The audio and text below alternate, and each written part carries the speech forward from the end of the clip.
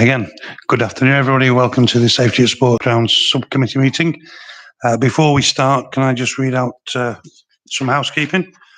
First off, fire safety advice.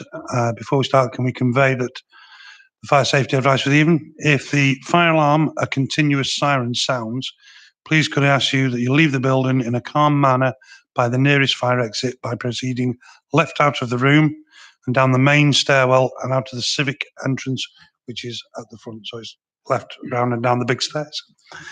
Everyone should assemble at the front of the town hall and not re-enter the building until instructed to do so. If you have a disability which could affect your means of escape, could you please inform a member of staff so that arrangements can be made for your safe evacuation? Also, please be aware that this meeting will be recorded for live and subsequent broadcast on the council's YouTube channel. The whole of the meeting will be recorded except where there are confidential or exempt items. This activity promotes democratic engagement in accordance with section 100A brackets 9 of the Local Government Act 1972. The cameras will focus on the proceedings of the meeting and avoid areas specifically designated for members of the public. If you object to being filmed, please remain seated in the public seating area, which is at the back. All members and officers must use the microphones provided to enable the audio to be picked up by the system. Members are reminded to turn off their microphones when they are not formally addressing the committee.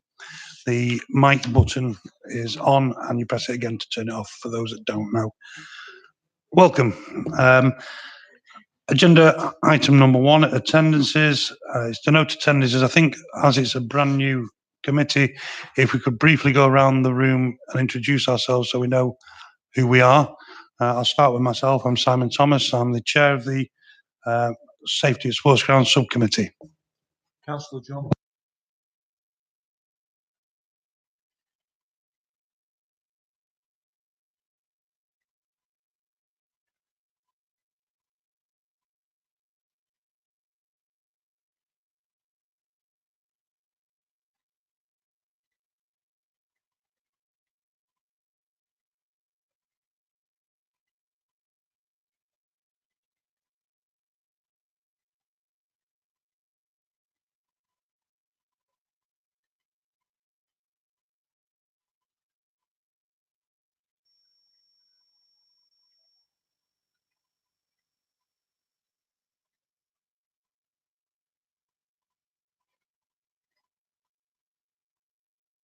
Thank you very much and welcome all.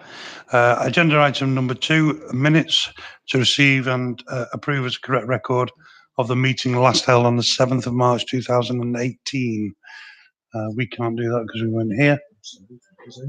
Was anybody at that meeting that confirmed that the meeting minutes are right?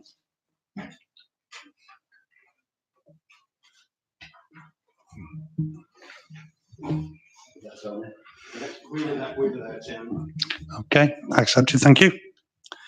Agenda item number 3, questions from members of the public.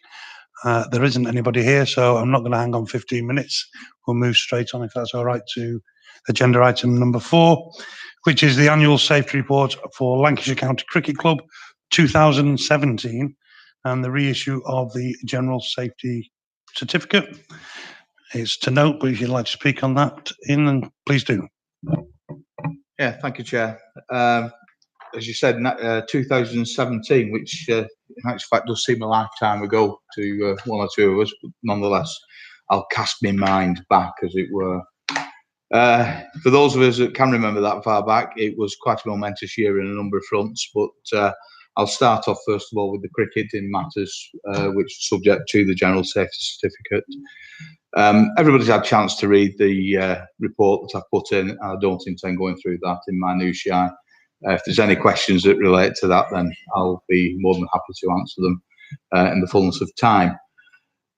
Suffice it to say, it was a successful season, relatively so for the team on the field, which is also related then to the crowd management and safety factors within the ground. It's fair to say that during the domestic season, we had very, very few incidents of note. And in actual fact, very, very low casualty rates and very, very low ejection rates from the stadium. it's something that we're rightly proud of, and it's something that we like to maintain, that type of atmosphere. One significant development during that season, and at the end of the season in particular, was the opening of the new hotel. Now, that had been planned for a number of years, and those of you can remember, the old Trafford Lodge was demolished, and then the new Hilton Garden Inn was built. Due to a number of delays, as usual with these things, the plans do get set back.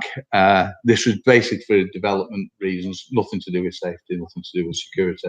But development with such a prestigious building does take time. It does take time to get right. One thing that I will say is that during that build phase, we'd like to express our thanks to the team at Trafford, the building control, the safety side, Mr. Beebe and his predecessors there, and Nigel's predecessor, in relation to the help that they gave us. Because as you will probably be aware, trying to get a hotel to comply to the Green Guide, even in its fifth form as was, is very, very difficult. But thanks to the efforts of the team at Trafford, we were able to formulate suitable exemptions from the Green Guide that were regularly documented, etc., etc. So the hotel can operate as part of the ground and is subject to the General Safety Certificate. The hotel itself opened on the 1st of September in Anger, but we did do a trial period during the Lancashire versus Yorkshire 2020 game in July and August of that year, just to make sure things were right before we opened in Anger. As I say, it opened in Anger on the 1st of September, and to say the least, it was successful. And it has operated successfully, even so, as a hotel, but also as a hospitality venue for major events at the ground, which is also one of our objectives. We're pleased to say that thanks again to the efforts of the team, and not in the least to the general manager of the hotel, who was appointed prior to its opening, then things have done relatively well. On the cricketing front, unlike the following year, but in 2017, Lancashire did actually manage to come second in the Spectators County Championship. One less than we'd like to have been, but nonetheless we came second, which was relatively successful. We did not get out of the group stages in the 50-over competition, nor in the 20-over competition, which is a little bit upsetting for a team that's built on one-day cricket, but nonetheless, these things do happen. We hosted two internationals, one-day internationals during the season, and the fourth Investec test match between England and South Africa lasted only 4 days as opposed to 5, because South Africa didn't turn up properly. And victory to England. During that period, again, as usual with 5 days of a test match or 4 days of a test match, there are known problems with drinking and things like that. But due to the efforts that we put into controlling issues such as that, I'm glad to say that we had very, very few injuries. We only had 4 arrests during the entire game, and those were related to public order incidents actually outside the stadium in relation to ticket touting and things like that. And the injuries that were recorded were basically what you would only expect at illnesses and people tripping up over steps, not looking where they were going, things like that. Nothing to do with the stadium infrastructure as such. We also had the one-day international with India. Again, that was, the West Indies. That was attended by just short of 12,000 people, which was slightly disappointing, I've got to say. But nonetheless, the game took place, and unlike the Test match, England didn't turn up on this occasion. So, but a good day was had by all. And I do remember members of the committee did actually attend that game, which is subject to a report. Away from the cricket, we had one concert planned at the beginning of the year, which was the Cortinas. That was early May. And to say the least, it was an interesting event. As you will remember, the tragic events of the 22nd of May occurred just before, or a week before, our concert, which we had an attendance of 48,000 at that. The Cortinas, for those of you who are aware, do have a little bit of a reputation with their following, but we got to say it was a successful event from our point of view. There was, however, and we're thankful for it, a big police presence outside our stadium as a result of what had happened earlier that week, which meant that it was easier for us to actually host the event, and in a lot of ways quelled the exuberance of some of the more rowdy spectators, should I say. That event concluding, like I said, we were happy with it, very low casualty figures, etc., etc. And we were then approached with 5 days' notice with the prospect of holding the tribute concert, whatever we would like to call it, the charity concert, the One Love Manchester concert for Ariana Grande, with 5 days' notice.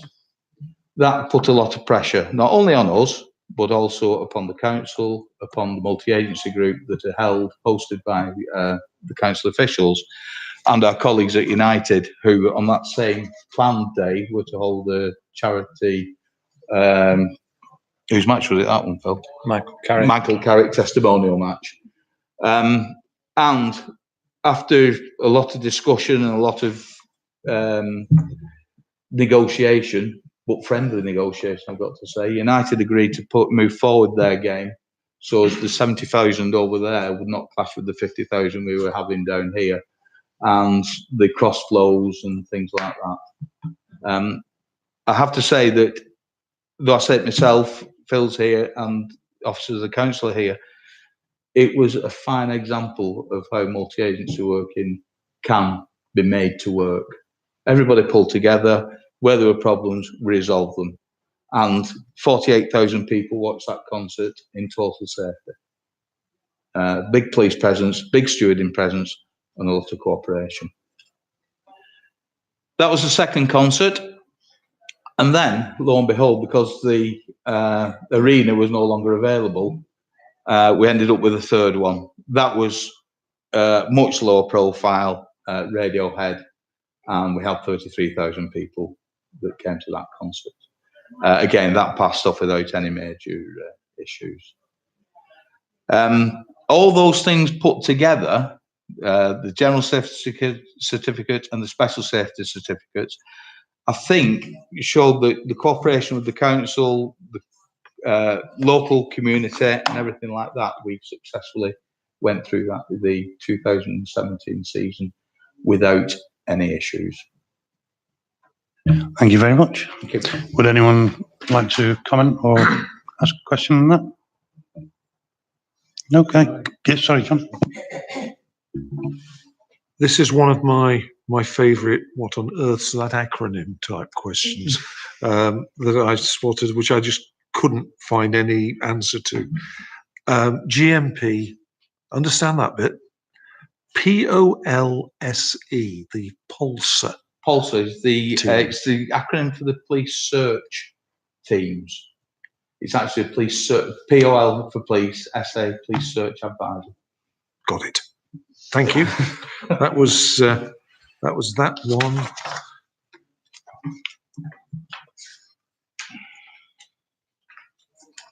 Another, you mentioned it already, the NatWest One Day International between England and the West Indies. You describe it here in the report as a police-free. Yes. Does that mean it was completely police-free? Yes. Similar to the football that Phil will probably elaborate on a bit better than I can. But we categorise all games. There's police-free, which is the very, very lowest of categories. So we believe that there's no risk to our infrastructure, risk to the local community. There'll be no police officers present at all. We have a CS game, which is club security only. That again, in actual fact, is police-free. So the two categories are basically the same. And then you go categories A, B, and C, ascending in threat level. So category A game, low threat, again, could be police free, but it's that, and that's how we categorise the game.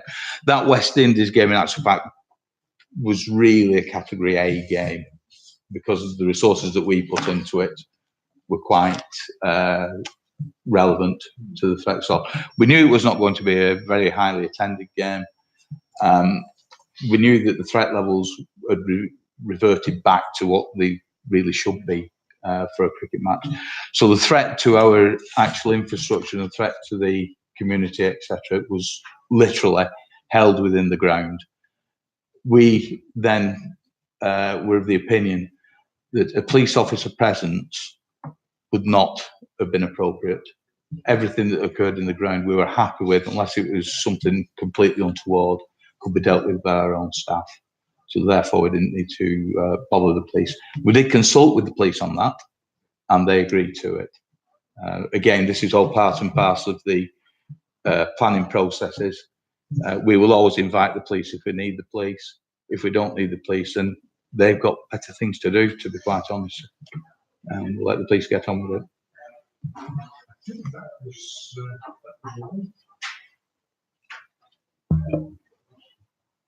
So I love the line, or the phrase, England being victorious.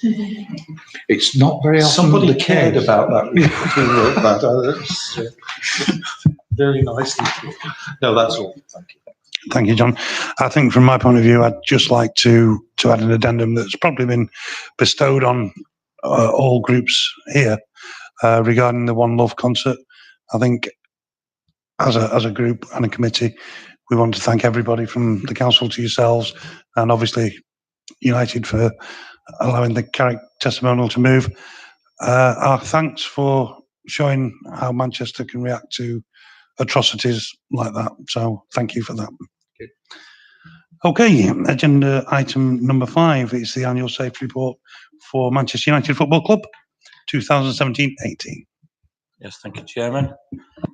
I don't think Ian did too bad there, really, considering he has a bad memory, remembering all that. He did extremely well. Yeah, from my point of view, this is my 10th season at Man United, so they all seem to pale into one. So you talk about 2017-18 season, some of the things Ian was saying seem a lot longer ago than last year, which is a bit worrying. Anyway, the period under review ran from the 13th of August 2017 until the 16th of June 2018. As we know, the football season, with all the other events, seems to be getting wider and wider, and the close season getting smaller and smaller. And really, that highlights the fact that we had 35 events and matches hosted with a spectator attendance in excess of 2.1 million over those. Obviously, that consisted of Premiership matches, FA Cup matches, Carabao Cup matches. Gratefully, we were back in the Champions League after winning the Europa the season before. But we only managed 4 Champions League matches at home, so I think we went out to Seville. The Rugby League Grand Final, which is probably our most testing fixture for a variety of reasons of the season, but that went extremely well. Premier League 2, which is reserve team fixtures, which we have to host 3 by regulations, and we may only get between 1,000 to 5,000 at those matches. Soccer Aid, it was every second year we have the Soccer Aid event. The Michael Carrick match, which, you know, if you'd have said when was that, I would not have thought it was that season. And just to reiterate some of the things that were said, that was a very difficult week, and I couldn't put it better. Multi-agency approach, you know, at its finest. I spent my mornings at Lancashire and my afternoons at Old Trafford, where the meetings seemed to go from one place to another. But the work that went on, I managed the Carrick testimonial, and then I had tickets for the One Love concert.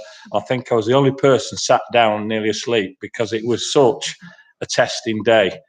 And Ian's right, when you come out, you were proud of everything that had gone on that day. Everyone had gone home safe. And when you saw cops on the street from the Lake District, because that's where they had to drag them in to make sure that both events went extremely well, yeah, it made you proud, you know. You went away and think, yeah, it's all gone extremely well.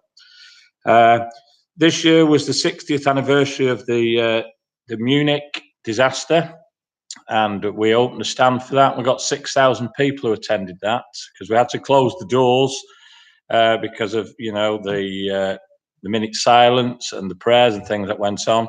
So probably another 500 outside. So that was a great event. I know it was televised, great event.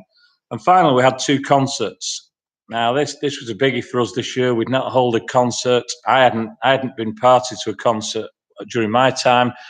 And we had the Rolling Stones, so we go in big, first one, and then Billy Joel. Those took a lot of work. Grateful to the local authority because they worked with us with special certificates, special manuals, and it was all new to us. But everyone was great support. We used our colleagues like Ian for advice, our colleagues at Man City for advice. But in the end, they passed off extremely well. And, I suppose to us, having just over 50,000 in the ground, you think, well, that normally would be a very easy match. But concerts, are a different dynamic. But no, we were extremely pleased the way they went. Councillor, you mentioned police categories, and I'll touch on that because police-free events, we, as a matter of course, would not hold a police-free event because we consider the public would expect of crowds like that and the security needed, we will always have police. So it's something the club has always said we would do. The reserve fixtures, we would not need police. So those were the police-free matches we had. Other than that, we had 15 Category A matches, 13 Category B matches, and 2 Category C matches, and 1 Category C IRC increased risk. Well, as you see, the high incidence there of virtually half of them are Category A match.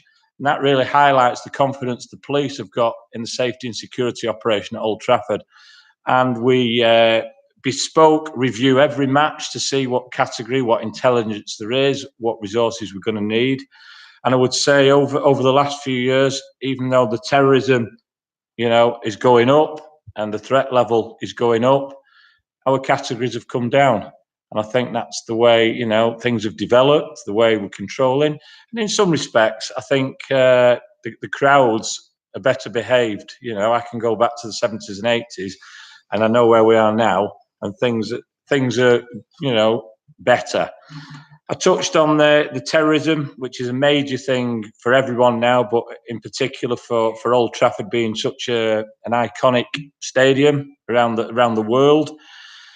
We know the terrorist threat level at the moment is at severe, but during the last season, we know there was the incident on the tube on the train with the bomb, and the threat level went up to critical. Now that went up to critical on the Friday, and we were hosting Everton on the Sunday. So that is the first match we'd ever held under critical terrorist threat conditions. And the critical response documents and things like that, were brilliant. We were able to review that on the Saturday with the police. I don't think anybody of the public would be aware, but everything was put into place to make sure the event, was successful, but above all, was very safe. Again, our document goes to 24 pages, so I'm not going to go through each and every document. But the last page, page 24, which is always one I find interesting, is our seasonal comparison data. Now that links all the appendices that are listed there of all your key performance indicators as we see. So you can see, throughout the last 8 seasons there, the capacity remains the same. Thankfully, we sell out for every game. The attendances, the highest one was 2.5 million. That's when we had the Olympics. And that's when we held 2 matches a day on some occasions. So hence why that pushed that up. Events, they vary, but, pretty static about the mid-30s to 40. But the big things for me is you will notice the arrests have come down over the years. The ejections have come down. The refusals, ignore the 521, that was Feyenoord in particular. about 300 people who didn't have a ticket that match who wanted to enter the stadium. But apart from that, you can see that we're refusing people, and it means we're not going to have the arrests and ejections inside because they're either too much alcohol or we know that the behaviour is going to affect things inside and the staff are trained. We do not allow them in. Medical incidents, we're extremely proud, I know Andy's at the side of me, of our medical capability at Old Trafford with, doctors, nurses, paramedics, St. John first responders. Our lead doctor said we could run a field hospital at Old Trafford for a week with the amount of resources and medicines we carry there. It is that good. But a byproduct of that is, which we realised, is lots of people come to the stadium and get treated there rather than going to A&E because they get the treatment of a top consultant, of a paramedic. There is no queue to the first aid room, and that is a problem. So I think it was Tony from the local authority who said, have a look at your figures this season we're in now and just try and record pre-existing injuries or illnesses that people have got. But at the moment, I would say 50% of them, of what we're treating, of maybe 20 to 30 a match, are people who have come and thought, I'll get that dealt with at the match. Morally, there's not a lot you can do about it, but it's, and we can cope with it, can't we? But you wouldn't like to think that was affecting our response to other things, and it's not because of the size of the teams anyway. But that's just the way it is. So yeah, we're pleased with the data that's in there, and it shows that the safety and security is going extremely well. I do want to pass comment for the valuable assistance, cooperation, support, and guidance from our partners in the local authority. NWAS, the police, the fire service, because it does sound cliched, multi-agency approach, but you know what? It does actually happen. And without each other, for us at Old Trafford, the matches wouldn't go as well as we think they go. So on that, hopefully you've seen in that document, and the local authority have supported you in that we don't feel we have any issues, and hopefully you can reissue our safety certificate. Thank you. Thank you very much. And again, has anyone got any comment or would like to questions, John? Couple of questions, really, almost for my own information. On your page 13, our page 53 of the pack, right down at the bottom, during the United City game in December 17th. What's a vomitory stare? I got a picture in my mind about that, which I don't like. Sorry, can I just interrupt there? As I read that yesterday, I Googled what a vomitory stare was, and it is a stare that is coming back from behind a row of seats or standing.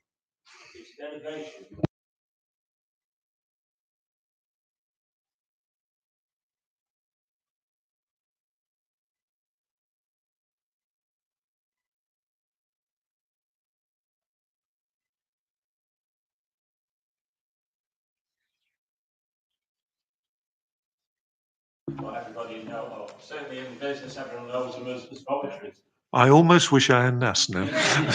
You did answer. I did do, yes, and I got a very good answer for it. And the other one is, it's not covered in this report because it was a previous year. I was lucky enough, in inverted commas, to be there at the 2016 Bournemouth game, where you had to evacuate the stadium. That was the slickest evacuation I've ever seen anywhere. And I think you should be very proud of that. But it did raise a question in my mind when I read this report. You've got your security staff, you have the police on site, you have the ambulance service on site. In a previous life, I was trying to coordinate that sort of activity. And the major problem was communication, that the 3 or 4 groups couldn't talk to each other. There's a reference in here to the gold and silver command structure, fine, but How do you talk to each other when you get a situation like, for example, that Bournemouth game, where from nowhere you've suddenly got to evacuate the whole stadium?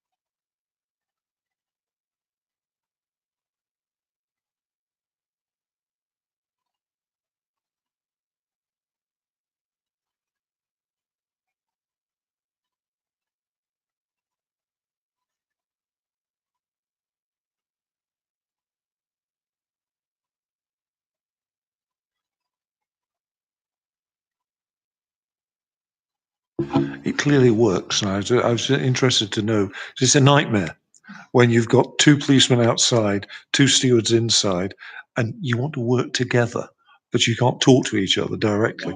That's as close as you're ever going to get. Thank you for that. No one else?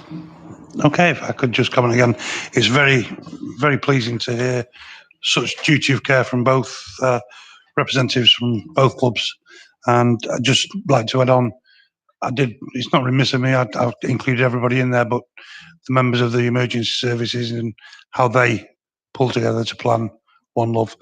My brother's a police officer, so I'm very proud of having you behind us all. Thank you. Okay. Item number 6, report regarding the Safety Advisory Group meeting. They followed on from the initial pack. It's just a note, unless anybody's got any comments to make on. Do you want to go, me to go through it, Chairman? If you'd like to, I don't yes. intend to read through it. I'll try and praise it as best I can. Thanks, Tony. The report is on the Safety Advisory Group meeting for Manchester United Football Club on the 2nd of November last year. We introduced a new format, which was followed on from guidance from the Sports Ground Safety Authority that aren't here this afternoon. But certainly the format that they introduced in terms of the new guidance created a lot of more additional work. The pleasing thing, it was positive in terms of how it rolled out in terms of the Safety Advisory Group. This report is a summary of that meeting on the 2nd of November. The background, Safety Advisory Group meetings are held several times a year. The purpose of the group is to advise the local authority. The main players there are, in terms of the advice to the local authority at Safety Advisory Group meetings, the clubs themselves, the police, the other emergency agencies, and officers from Trafford Council. And it's the advice that's provided at the Safety Advisory Group that gives us the confidence to say that a recommendation for approval or renewal of the General Safety Certificate is provided. So I trust that's okay in terms of the background to it. In summary, at that meeting on the 2nd of November, yes, the GMP were there, as was the Police Counter-Terrorism Advisor, Northwest Ambulance Fire and Rescue Service, Manchester United Football Club, Lancashire, and the Sports Ground Safety Officer, as well as the Trafford Council officers.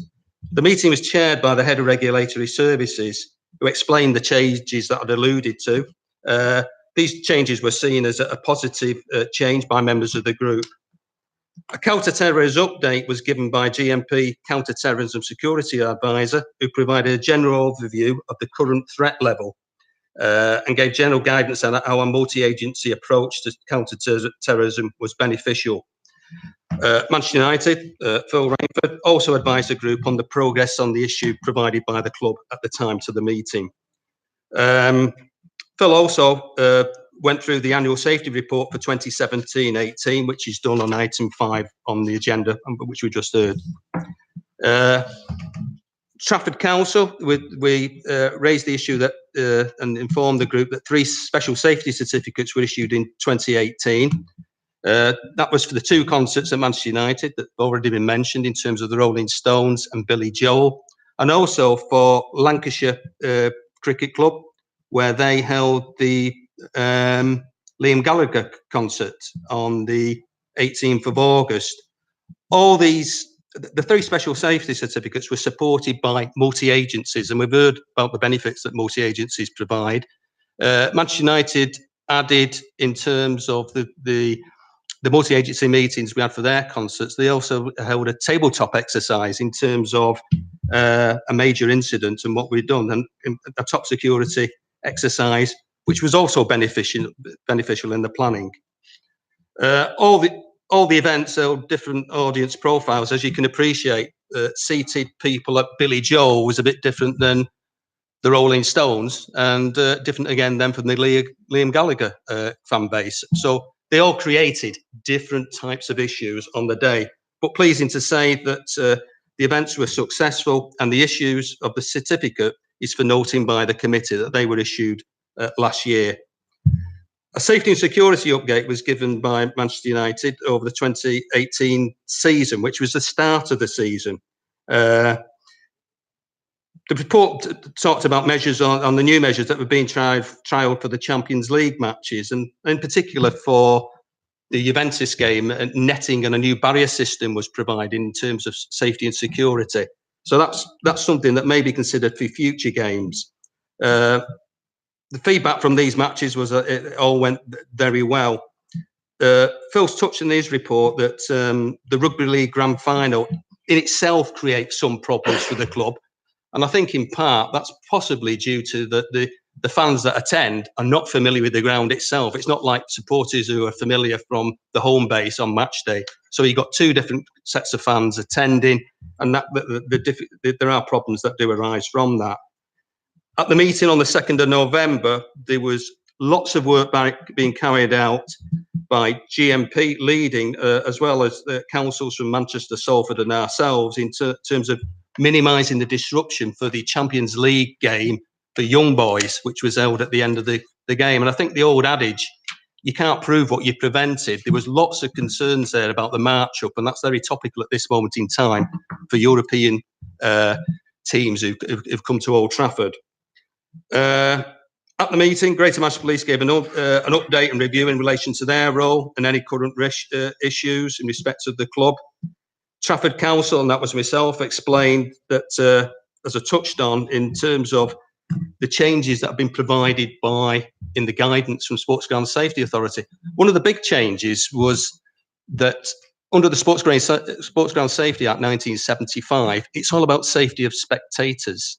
Now that's been changed in terms of the guidance. It's a case of safety for all. So it's all people that attend a sports ground safety. So we're not limited looking at spectator safety. It's everyone. So in terms of that, it certainly widens the context of how we approach safety in the round.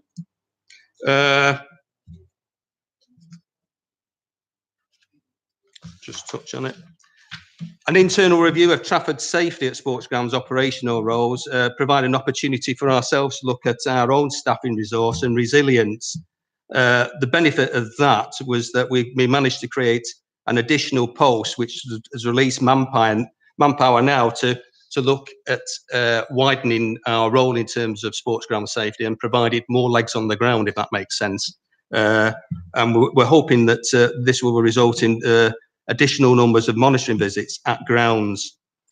The council's regulatory role provides a requirement to carry out compliance monitoring. So what we look at is the physical structure of the ground and also at the safety systems held within Manchester United. And I can report to the committee that certainly in terms of all the policies and procedures, all the documentation that's required, that it is certainly compliant, and we have no concerns in that regard. There's an annual audit that's carried out by officers from Trafford Council to ensure that that's the case. The new general safety certificate included an additional condition, which was in connection with counter-terrorism. You've got a draft of the, or a copy of the general safety certificate, and I think it's probably condition number 33. There was a requirement for the club to produce a written document, and I can advise accordingly that certainly we're witness to that. And again, that meets the requirements of that condition and the needs of the certificate. It was agreed that the Safety Advisory Group meeting that the recommendations certainly for approval of the revised General Safety Certificate and subject to the approval of the Corporate Director Place. And it was also agreed that it would be passed to this committee for noting. Greater Manchester Fire and Rescue Service gave an update to say that work was ongoing to refresh response plans at the meeting on the 2nd of November. And North West Ambulance Service gave a review update in terms of the medical provision, and it was noted that they say it currently exceeds the requirements, and that would be the requirements of the Green Guide, and that's the new Green Guide that was issued, I think, on the 1st of November 2018. I think it was touched upon just earlier. A major incident exercise was also planned for January. That actually took place on the 11th of January, just 12 days ago. So there's always movement in terms of training and learning in terms of the roles there. The safety at Sports Ground Authority gave an update and review in respect of sports ground safety. Local authority asked for feedback from the group in relation to the new format of the meeting, and the overall feedback concluded that the new format facilitated important discussion, which was very much to the fore in terms of what was very positive about the meeting that was held. And the recommendation of this report, which is that it be noted, Chairman. Thank you, Johnny. Any questions or comment to make? From my point of view, I think it's very good. Again, teamwork is obvious, and challenging questions both internally and externally are asked and answers given. And it's good to know that we are certainly looking after the safety of the public of these events. Agenda item number 7, report regarding the annual match visit by the Safety at Sports Grounds Subcommittee to Man United on the 15th of January last year. Tony again? Yes, this was the annual match visit, as you say, Chairman. It was on the 15th of January. It was a match against Stoke City. The background is that each football season, the subcommittee is invited to carry out a match visit to Manchester United Football Club. This visit took place on the last visit took place on the 15th of January 2018, the fixture against Stoke City.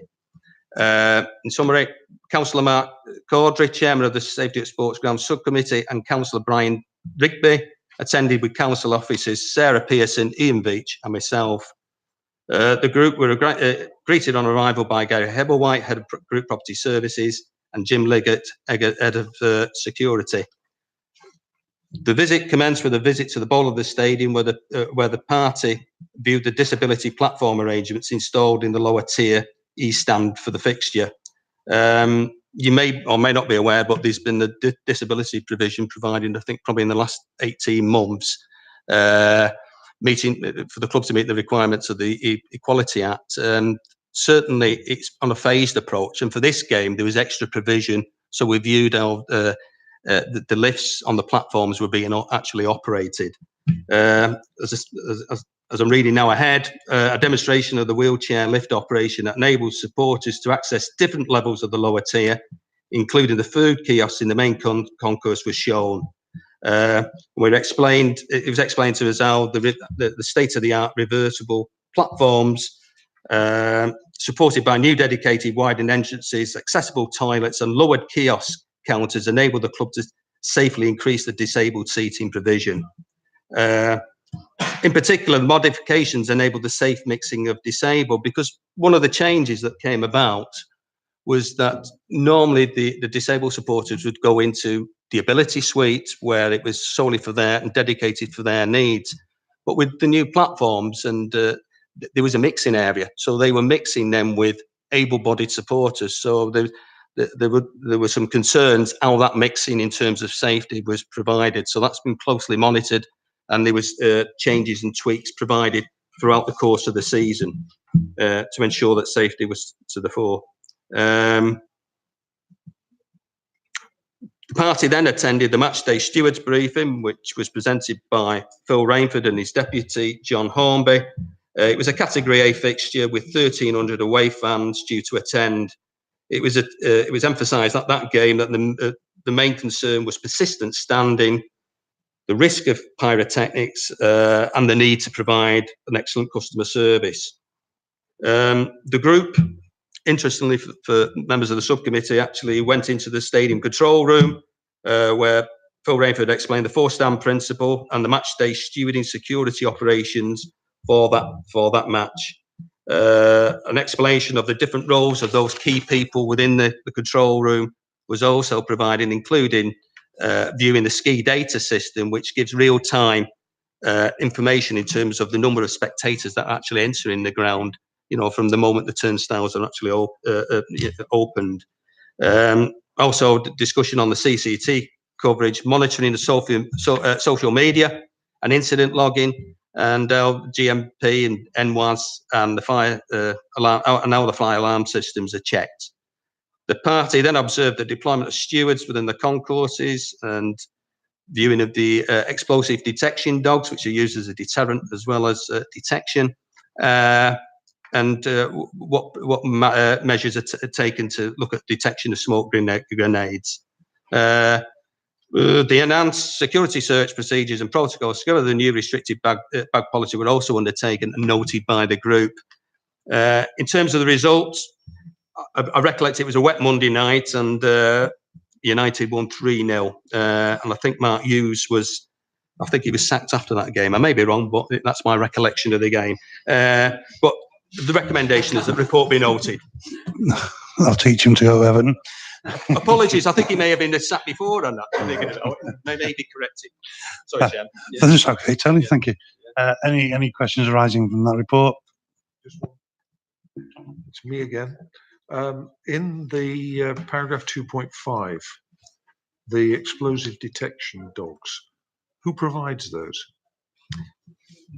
Well, the club that provide those in terms of your commission, I'm guessing probably Phil can answer that better than myself, but they actually pay for the detection dogs from a company, I assume. Yes, we contract in a number of detection dogs for different roles on a match day. Not only pre-match searching, during the match searching, deterrent, obviously. They also work around the away supporters for pyrotechnics on those, and they're there to respond to anything during the game, like an unattended bag, things like that. So they're a great resource to have. I wanted to ask the question because I've never come across anything other than those sort of dogs in a service environment, either forces or police. So there are private ones. Yeah. They're all ex-military and ex-police handlers. If you ever want one to find dog treats, my little dog's very good at that. Forget the rest. Thank you, John. I think that comes to the end of the meeting. Thank you all for your attendance, and I look forward to seeing you all again at the next one, hopefully. Thank you.